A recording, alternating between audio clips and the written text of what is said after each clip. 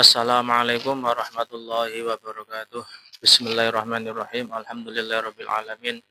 Wa bihi nasta'inu ala umurid dunya waddin. Wassalatu wassalamu ala asyrafil anbiya'i wa imamil mursalin. Sayyidina wa maulana Muhammadin wa ala alihi wa ashabihi ajma'in. Amma ba'd.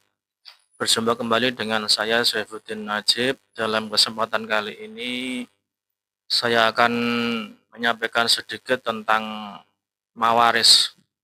Jadi Islam itu mempunyai hukum. Hukum dalam Islam itu ada yang dikategorikan hukum pidana, juga ada yang dikategorikan hukum perdata. Hukum pidana Islam seperti jinayah, qisas, had, yaitu seperti hukuman mati dengan cara dipenggal, dirajam, ada juga yang dicambuk.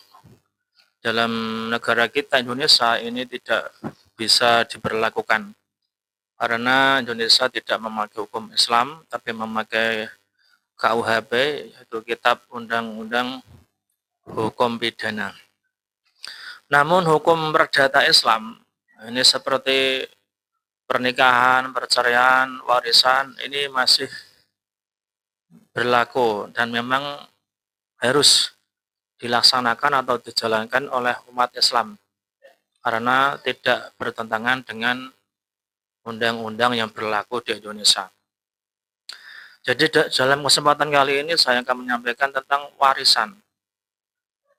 Jadi dalam Islam itu apabila ada seseorang yang meninggal dunia dan dia meninggalkan harta, ini hartanya harus dibagi kepada ahli warisnya, pada keluarganya yang berhak menerimanya. Nah, untuk membaginya ini ada disiplin ilmu khusus yang memang dipelajari untuk mengetahui cara membagi harta warisan, yaitu yang disebut dengan ilmu mawaris. Ilmu mawaris ini adalah disiplin ilmu untuk mengetahui cara pembagian harta warisan yang ditinggalkan oleh mayit diberikan kepada keluarganya yang berhak mendapatkannya, yaitu sebagai ahli waris. Nah, ini kemudian diberi harta warisan sesuai dengan ketentuan-ketentuan yang telah ditetapkan oleh syariat. Ada yang menyebut mawaris ini disebut juga dengan nama ilmu faraid. Faraid ini bentuknya jamak, berasal dari mufrad faridotun, yang berarti mafrudoh, yaitu sesuatu yang telah dipastikan kadar ketentuannya. Jadi dengan ilmu faraid ini akan terwujud keadilan sosial. Karena apa? Karena harta peninggalan si mayat ini dibagi kepada ahli waris secara proporsional, tidak dibagi secara merata, tapi secara proporsional sesuai dengan bagian yang telah ditetapkan. Tentunya bagian suami atau istri, bagian bapak atau ibu berbeda dengan bagian anak. Bahkan anak laki-laki ini juga berbeda dengan anak perempuan. Tentunya lebih banyak bagian yang anak laki-laki daripada anak perempuan. Ini dalam Islam dibagi seperti itu. Walaupun nantinya setelah dibagi secara faraid, kemudian dibagi secara merata sesuai kesepakatan, itu diperbolehkan. Namun membagi harta warisan dengan ilmu faraid itu hukumnya wajib. Seharusnya si ahli waris mengetahui terlebih dahulu bagiannya sesuai dengan proporsional yang telah ditetapkan oleh syariat. Kemudian setelah itu bisa dibagi sesuai dengan kesepakatan para ahli waris. Nah, kemudian rukun mawaris ini ada 3. Yang pertama ahli waris itu sendiri. Ahli waris adalah keluarga yang ditinggalkan oleh si mayat adalah disebut dengan ahli waris. Ahli waris ini berpotensi mendapat warisan jika memang memenuhi persyaratan-persyaratan tertentu. Ahli waris ini seperti bapak, ibu, kakek, nenek, suami, istri, anak laki-laki, anak perempuan, saudara laki-laki sekandung, saudara laki-laki saya, dan seterusnya. Ini namanya ahli waris. Kemudian rukun yang kedua adalah si mayit. Si mayit ini disebut mewaris. Mewaris adalah orang yang mewarisi, yaitu si mayat atau orang yang meninggal dunia yang kemudian meninggalkan harta benda. Yang ketiga adalah maurus. Maurus ini adalah harta yang diwariskan. Ada yang menyebutnya tirkah, yaitu harta peninggalan si mayat. Jadi harus ada 3 rukun ini bisa terlaksana,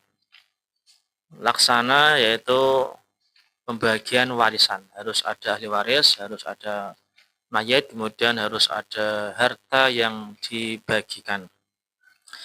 Secara garis besar, ahli waris ini dikelompokkan menjadi 3, yaitu yang pertama dawil furud.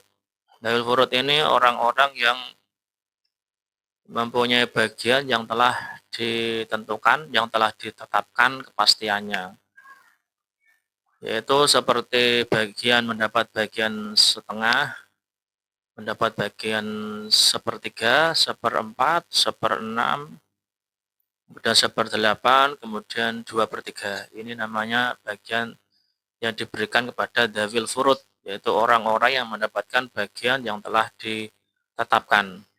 Ini misalnya seperti bapak, ibu, kakek, nenek, anak perempuan, dan lain-lain. Ini termasuk dawil furud. Kemudian yang kedua adalah asobah. Asobah ini ahli waris yang mendapat bagian tirkah setelah dibagi atau diberikan kepada dawil furud.